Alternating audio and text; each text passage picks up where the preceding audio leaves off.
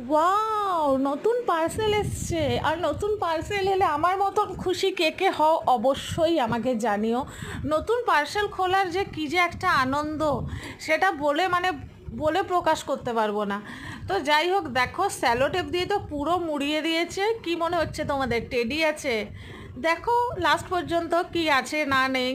তো যাই হোক, ভিডিওটা তোমার এইরকমই কন্ডিশন ছিল পার্সেলটার, যে পার্সেলটা ওপেন করার সময় যেমন আমি অন ক্যামেরাতে ওপেন করি, তো সেই রকমই তাদের কন্ডিশন হিসাবেই আমি অন ক্যামেরা আমি পার্সেলটা ওপেন করছি। আর ভাবলাম যেহেতু পার্সেলটা ওপেন করছি তো তোমাদের সাথেও শেয়ার করি। তো দেখতে পাচ্ছ কাঁচিটা কত বড়, তো সেই কাঁচিটা তো নিতেই হয়েছে, কারণ হচ্ছে পার্সেলটাও যেহেতু অনেকটাই বড়।